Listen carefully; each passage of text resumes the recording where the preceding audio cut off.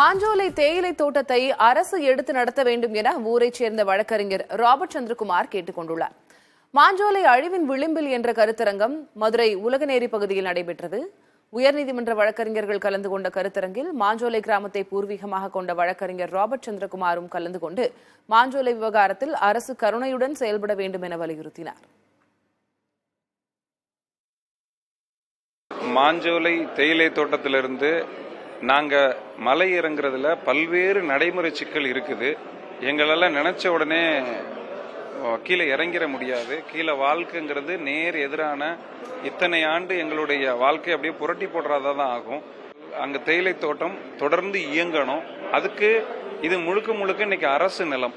அதனால அரசு ஏற்று நடத்துவதில் தொடர்ந்து இயக்குவதில் எந்த தடையும் எந்த இடையூறும் சட்டப்படியான எந்த தடையும் இன்னைக்கு வரைக்கும் இல்லை.